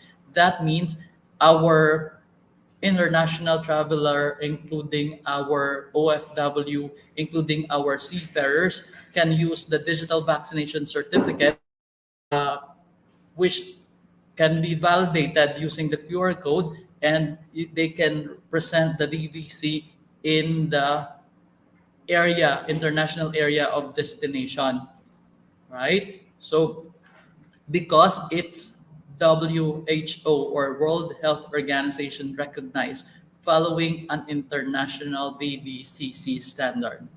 So these are the key features of our Vaxcert PH or the digital vaccination certificate. Moving forward, this is still part of the Republic of this legal provision about RA 10173, in which intends or which is part of the provision and inclusion of the Data Privacy Act of the Philippines on 2022, which, let me read this, RA number 11525 further mandates that the DOH, through the Department of Information and Communications Technology, to develop digital systems and applications to meet the objectives of the COVID-19 vaccination program while maintaining quality, safety, ease of use, and accessibility for all Filipinos. So these would be the legal provisions and mandates about Vaxcert PH implementation in the country. Moving forward, let me read this. Given the need for the national government to facilitate the travel of Filipinos, it is crucial to issue an official proof of vaccination status that is trusted, verifiable, and internationally recognized. The Vaxcert PH complies with the World Health Organization digital documentation of COVID-19 certificate, or WHO DDCC standard. It is self-service portal that pulls data from the LGU submitted blind list records and has the following features. First, request and generation of COVID-19 digital vaccination certificate. Second, verification of certificate authenticity through the QR code scanning facility. And third would be submission of update requests to LGU for incorrect record details and no record found cases. I will explain these scenarios later on. But to summarize, in this particular page, this only summarizes the legal provisions of the VaxCert PH implementation in the country. So as mentioned here, we were able to, please refer to these infographics right now, in where these are the salient features of the VaxCert PH implementation, in where the government right now, including the DICT, would wish to get rid of these scenarios here. First, because the LGUs that we have right now is probably creating their own LGU initiated Vax card, right? That's the common scenario that we have right now, and where one LGU probably have a different template and format of their own Vax card compared to other LGUs. So we wish to centralize the format and we wish to centralize the document, right?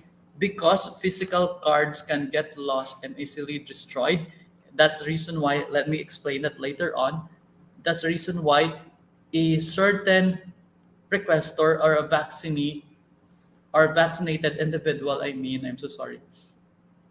vaccinated individual can request for the DVC in a digital format, in where that particular person can just generate and can just print the digital vaccination certificate on the day or as soon as he or she needs it, right? That's in order for us to mitigate this particular scenario here.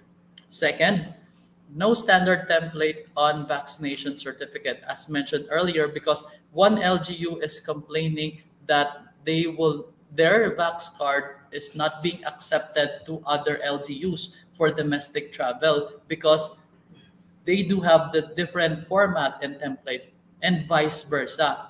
So vis-a-vis, this would be the aim of our VaxCert PH. All right, so in order for us to standardize the template used or utilized by the LGUs across the country. Third, the physical vaccine cards can be easily falsified. We do have a lot of that circulating on social media right now, right? Because the vaccination cards are being falsified. There are a lot of fake vaccination cards, right? So we wish that the DVC should be verifiable and can be validated by the LGUs using the QR code. And lastly, because there's no solid proof of vaccination that is recognized internationally. Right now, we do have a solid proof that would be the Bureau of Quarantine. I forgot the name. The Bureau of Quarantine, or the BOQ Yellow Passport, if you are familiar with that document. And I actually have one. That's also a document that can be presented for international travel that son is vaccinated, right? But generally, we wish to have a centralized and a more probably a more concise certificate. That's why we have the VaxCert PH DVC, right? And as mentioned earlier, it's also international recognized because it's following WHO DDCC standard, right? So what are the benefits of the VaxCert PH? First, as mentioned, there will be a unique history of vaccination record, which is being uploaded by our local government units right now using the vast line list record.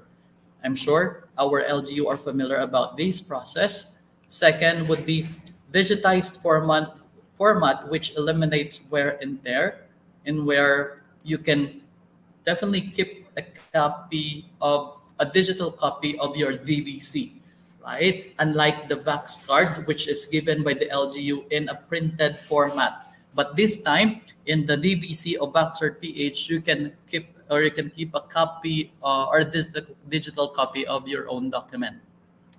Next would be internationally recognized, as mentioned earlier. Second, fourth, it will be interoperable. How do you pronounce this? Interoperable. Anyways, interoperable with digital wallet apps used for travel, right? Because we wish this would be integrated along other softwares, but that's under development right now. The Vaxcert PH can be integrated along with other existing softwares, which is related to or probably are related to the vaccination journey of a certain individual, right? It should be, or we wish that this system will be interoperable with other digital wallet apps used for travel. Next would be, as mentioned earlier, standardized certificate format and issuance process. So we will follow a certain process and format for the DVC, which can be generated by an individual. Next, online and offline verifiable QR codes. This is also for verifying authorities like our LGUs. For example, for a certain individual domestic travel arrived in certain LGU, the LGU can validate and verify the authenticity of the Vaxcert of the DVC using the QR code. They just need to scan the QR code for validation, right? Secure through public-private key cryptography. This is about cyber security and data privacy, as mentioned earlier, that because this is related to one of the provision in terms of data privacy, in terms of the Data Privacy Act of the Philippines of 2012. So that's why the data or reposited or stored in the Vaxcert PH or the VIMS infrastructure is being secured through public-private key cryptography. And also convenience and direct access. Why? Because anybody can access their own digital vaccination certificate using their own phone or their own gadgets anytime, anywhere, as long they do have, of course, internet connection. They don't need to go to any offices. They don't need to go to the local government units to have a copy of their DVCs. We can definitely upload it anytime using our own gadgets. Okay, and of course, we are proud to announce that this is totally free of charge. You don't need to pay for your digital vaccination certificate. So these are the benefits and features of our DVC. Here, it was highlighted here that the country needs a uniform COVID-19 digital vaccination certificate that is accessible, secure, and can be recognized internationally. That's the main goal and objectives of our Vaxcert certificate. So let me wrap this up for the meantime. I wish to share this as well, the Vaxcert PH toolkit. For more information, let me just check if I can access that particular portal right now. There you go. This is the Vaxcert PH toolkit, and we can share this right now to the participants in order for you to at least read through all the necessary information about the Vaxcert PH implementation.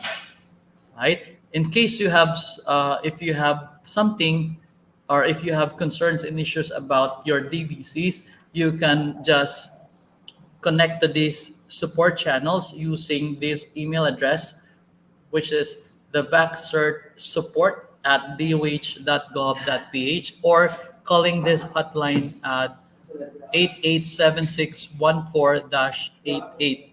However, ma'ams and sirs, I would like to highlight this using the IATF 136. Let me just download the IATF. According to IATF Resolution number 136 series of 2021, dated September 3, 2021. Let me just scroll down to the most important provision here about VAC-Cert PH. There. Let me search it. There. Provision section D of the resolution states that the soft launch of VAC-Cert PH will be on September 6, 2021. The initial phase of implementation of the VAC-Cert PH will prioritize requests coming from overseas Filipino workers. So this is only will prioritize requests for our OFWs and Filipinos who will be departing from the Philippines for international travel with place of residence indicating National Capital Region and Baguio City. So as per IATF resolution, currently this is not being implemented in the region, particularly Region 6, because as per this resolution, this is momentarily being implemented for soft launching in the National Capital Region and Baguio City. The VAC-Cert will be open to the general public and for other purposes at a later time based on the recommendations of the VAC-Cert PH Sub-Technical Working Group and to the IATF. The Department of Information and Communications Technology is directed to ensure that private establishments be given access with the public key in order to provide a manner for confirming authenticity of vaccination certificates purposely obtained using VAC-Cert PH. So these are the provisions that we have right now in terms of the implementation in the region. So you can grab a copy of this. You can even download this online. Just search for IATF Resolution number 136. Okay, that's the reason why we are excited about this implementation, because we have constituents right now. They are excited to download their very own vaccination certificate. And we are still in the regional office. We are still waiting for the official IATF resolution for the implementation of the system in our region, particularly the 6 provinces of the region, right? So which includes Negros Occidental. So let me check. I believe that's all for the VAC-Cert PH right now. And let me check. Let me go back to the DIVAS toolkit. For the meantime, let me copy this.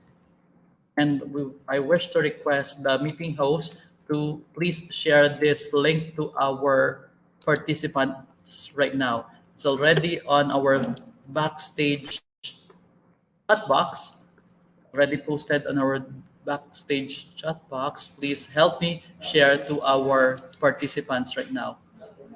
So give me one moment here. Let me just make sure that I did not miss anything. So I believe that's all, ma'ams and sirs. Thank you so much for your time. And we wish everyone to keep safe, of course, and please get vaccinated. So I will turn over the virtual floor right now to our meeting host. Thank you so much, everyone. Please allow me to unshare my screen right now. Thank you. Thank you so much, Engineer Garcera, for the detailed presentation about the DIVAS and the VAC-Cert. So now let's go to the open forum segment, because we have received somehow a lot of questions from our viewers. Are you ready, Engineer? All right, so let's proceed with question number 1. How many LGUs in the region or in Region 6 have adopted or utilized DIVAS as of this time? All right, thank you so much for the question. Currently, we do have 3. However, we are still in the process. We do have 50 right now in the process of LOI and the process of submitting those documents like TOU and the readiness checklist. And we have more than 10 LGUs who were able to do the kickoff, the next step, including the users training. And we are still in the process of handover or go live or the launching activities. So basically, this is a development, or this implementation are still in progress. Okay, Okay, so, but so to we answer have the question, ma'am, we have significant numbers of LGUs who were able to adopt the system. Thank you, ma'am. I'm so sorry to interrupt you. It's okay. All right, so we already have three. Can you name these three LG user or engineer that is already utilizing this device? Yes, I don't have the list right now, but I believe that's Cadiz City in Negros Occidental. We do have the Libertad Antique, and I really forgot one. Well, really request my staff later on to give me the figures. Thank you so much. Okay, that's nice. All right, so at least we have one here from the province of Negros Occidental. That's nice to know. So, all right, so let's proceed to question number 2. Okay, what are the requirements for LGUs to implement DBAS? All right, a very good question and a clarificatory question. Thank you so much for this question. Basically, as mentioned earlier, the first step would be the 3 necessary documents that will be submitted by the LGUs, and those are the first, our LOI, stands for the letter of intent signed by the mayor. Second, our TOU, or the term of understanding, which is basically an agreement between the LGU and the DICT for the use of the system. And lastly, our LGU readiness checklist, in order for us to understand, in order for us to assess the preparedness of the LGU towards the system implementation. Thank you, ma'am. I hope I was able to justify, or I was able to address the question properly. Of course, you did.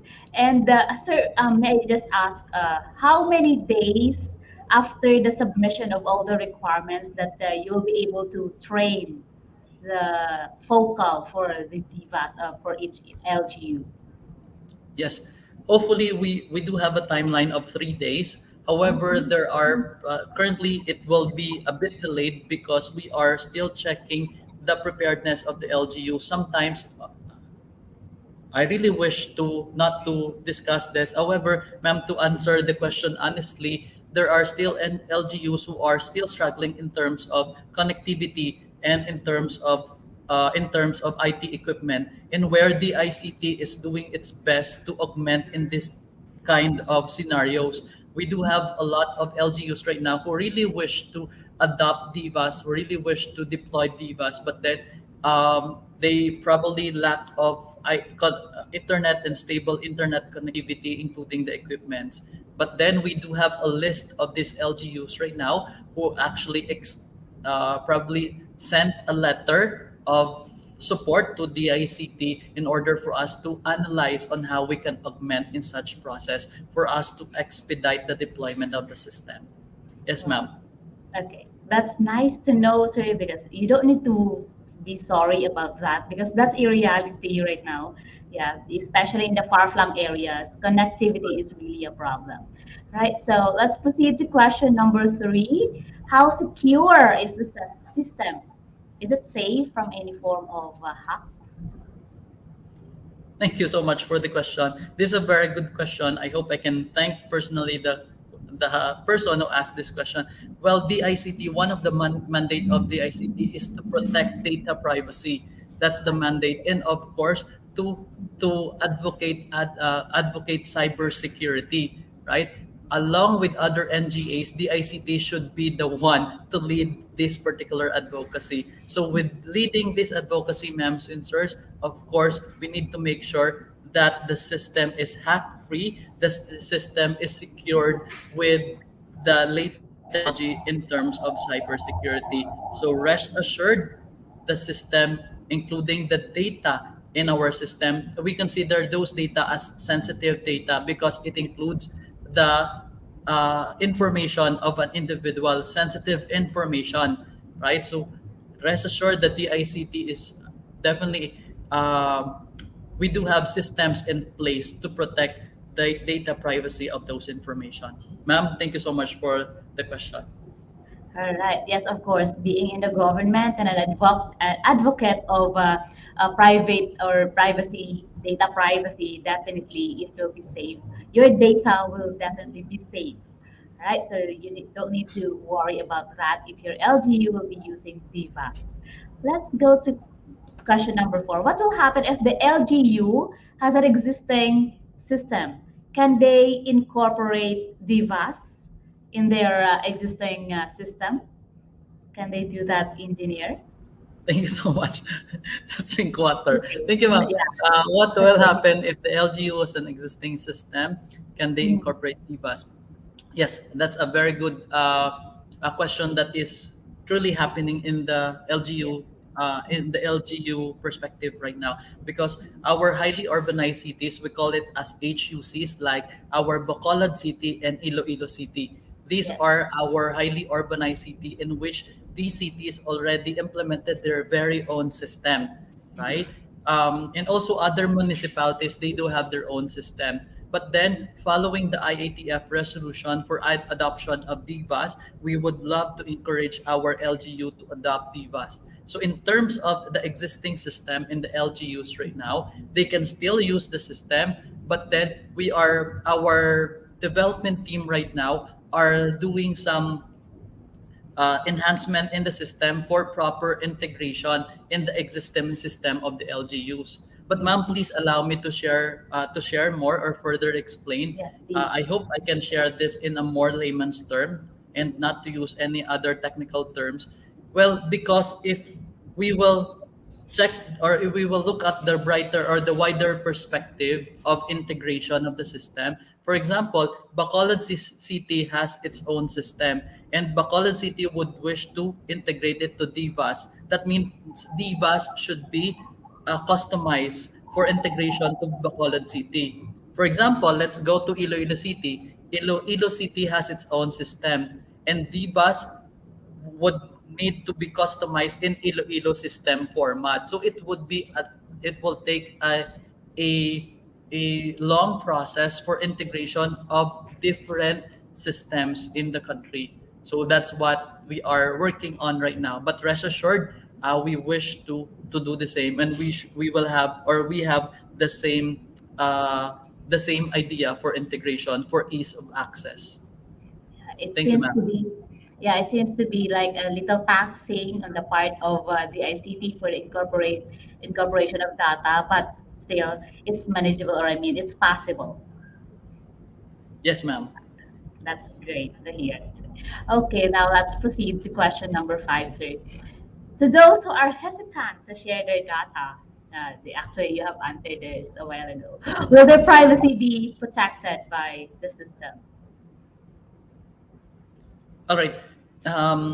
Well, this process is being done by our local government units right now, not the individual or our constituents, because the local government units are processing the data of their vaccinated individuals, and those data is being submitted to a vast liveness record or uploader. That's one system of the DICT, in where we consolidate all the vaccination data coming from the LGUs. So definitely,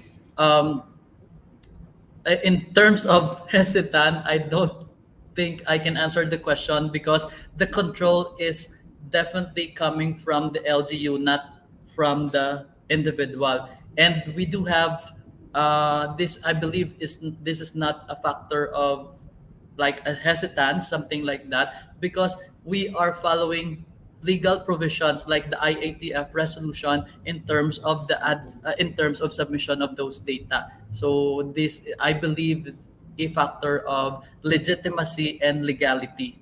Yes, ma'am. Yes. I guess we will just give them at least an assurance that this is a government project, and definitely whatever data that they will share through DIVAS, it will be protected by, You got it right, ma'am. Thank you so much. That's correct. Thank you. Thank you so much. And of course, the DIVAS, I guess, is also like in compliance with the RA 10173, right? Data Privacy Yes, Act. yes. So they don't need to worry about their privacy being leaked to another or third-party organization. It will just stay in the organization. So let's proceed now to the last question. I know you're very tired, sir, and No problem. so let's proceed to just the last question. How many people can this system accommodate in one day, sir? We don't have the exact figures right now, but with the experience that we have with other highly urbanized cities in Metro Manila, the system were able to accommodate at least 5,000 to 10,000 vaccines in a single day. So that would be enough to cover the population in terms of daily count, as we do have daily regular meeting as the COVID response of the region. So I believe the system, and generally the system can definitely accommodate the statistic influx of vaccine that will go to a certain vaccination sites.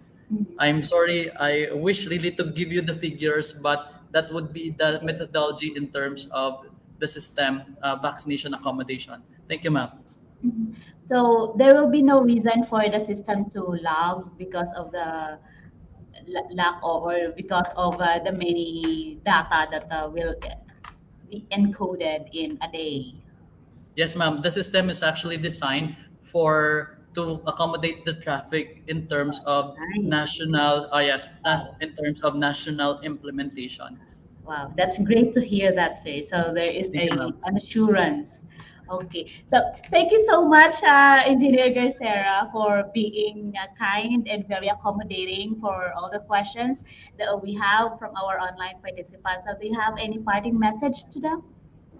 Yes, ma'am. Once again, I would like to extend my gratitude and wish to thank the efforts and advocacy of Negros Occidental Language and Information Technology Center, the team headed by Dr. Cristina Orbesido, and of course our Negros Occidental Provincial Office and all our the ICT Negros Provincial Office. Thank you so much. And I would really love to share the advocacy and probably a part of our call right now to the general public. Please, please, please get vaccinated. This is very important for us to end this pandemic. Please get vaccinated if it's your turn. This is actually part of the campaign. Ma'am, thank you so much. How we wish we have that as well. But don't worry, we will campaign for them to get vaccinated. Yes, please. This is the safest campaign that we need to do, ma'am. This is the safest. We need to campaign for the vaccination. Please. Thank you. Yeah. Oh, by the way, I almost forgot. I just remembered. Sir, with regards to the submission of all the requirements for the application for DIVAS, would it be online? Can they just email all the requirements to? Yes, ma'am. Thank you so much. I almost forgot. Thank you, ma'am. Well, in the toolkit that I have provided earlier, there's a button there. In the link that I have provided in the toolkit, there's a button there for submission. So just click the button and then you can upload all the accomplished form for submission. Or even you can direct to our DICT Provincial Office so that we can help you out on how to submit those credentials and requirements for adoption. Ma'am, thank you so much, Ma'am Sally. Thank you so much, Engineer Garcera, for being accommodating. And all right, so that's it. Thank you everyone for joining us, and thank you, Engineer, for a very informative presentation. So before we wrap up, of course, we would like to honor our guest speaker this afternoon. We will provide him with a digital certificate acknowledging his contribution to this ongoing plan of or recovery plan of the Province of Negros Occidental with the pandemic. So this is part of our advocacy to really inform the public. That's why we are also campaigning for everyone to really stay informed and be updated. So this certificate of appreciation, let me read the certificate. The Negros Occidental Language and Information Technology Center Certificate of Appreciation is proudly presented to Engineer Joel B. Garcera for sharing his valuable expertise and knowledge as a resource speaker in the DICT Vaccine Administration System Rollout and Readiness webinar on October 7, 2021, 2 to 4 in the afternoon. Thank you so much, Engineer Joel. Thank you so much, everyone. Please keep safe and stay healthy. Bye, everyone. Thank you so much. All right, so we will be sending to you the signed certificate of our Tech4ED Center Manager, sir, via your email. Okay, so before we wrap this up, of course, we would like to acknowledge our online participants who stayed with us for these 2 long hours of webinar with regards to divas. Okay, let me acknowledge from Silay City. We have from our YouTube viewer, thank you so much. We have Cyrene, Joy Anilao, and of course, Prasant BR. I hope I was able to pronounce that well. Thank you so much. Well, he said, what a great coach to our speaker. Yes, he is indeed a very good speaker. Okay, and Sir Cliven Edwin Segovia, thank you so much for watching us and for supporting our webinar. And Sir Melo Oriano, thank you so much. And we have here Carol Cassandra Malaza. She is a grade 9 Jacinto student from Baganga National High School, Baganga South District Division of Davao Oriental. Wow, we have reached Davao Oriental. Thank you so much for joining us, Carol. And yes, of Sai Length TV from Silay City. Thank you so much for joining us.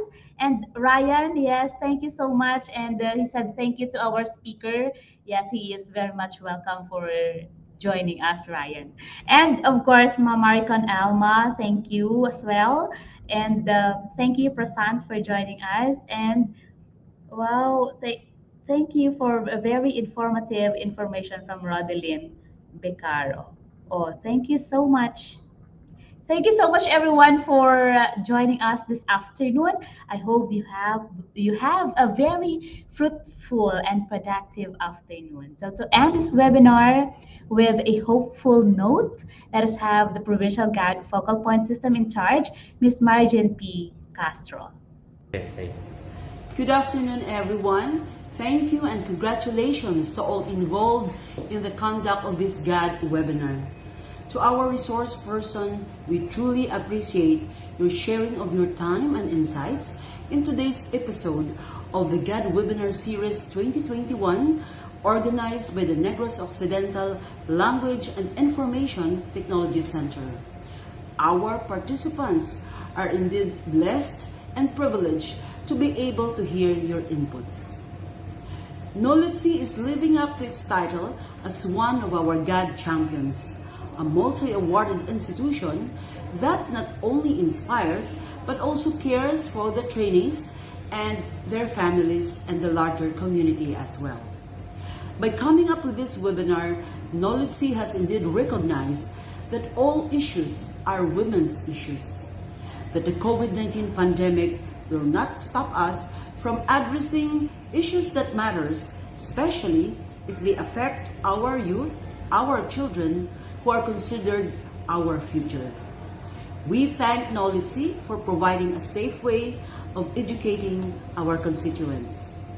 As the action officer of the Provincial GAD Focal Point System, I join my fellow GAD advocates in telling our young Negrenses that you are important, you are loved, not only by your family, but also by your provincial government. Thank you and congratulations to all. Avance, Negrense. Thank you so much, Ma'am June. And of course, before we end, I would like also to say thank you to Engineer Romeo Tome for joining us and Ma'am Priscille Lozano of DICT Negros Occidental. Thank you so much. And before we end, we have a lot of questions about getting certificate.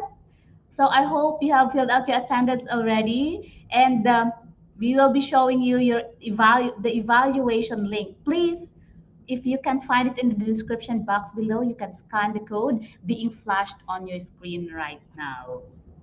Okay, please do so. Please type in your name correctly, as we will not be catering any change of certificates due to wrong spelling of names. And also be careful with the spelling of your email address so it won't bounce back. In addition, be careful with the lower and uppercase of your email because our system is quite sensitive. So the evaluation site will be open until 6 in the evening. So please do your evaluation now. And of course, we will be providing you digital certificates because of that. And so there you have it, ladies and gentlemen. This concludes NOLITC Tech4ED Webinar 12, updates on DICT Vaccination Administration System rollout and readiness. Don't miss out our next webinar on 3 B's of bullying on October 11. That would be on Monday with Mom Rose Jessica Octaviano. See you using the same platform that you are currently using. If you have registered, definitely you will be receiving a reminder into your emails, okay, through your email. So that's it for today. Stay healthy, stay safe, always wear your mask, observe physical distancing, take your vitamins, get plenty of rest, and of course, get vaccinated. NOLITC inspired, NOLITC cares. Avance, Negrense.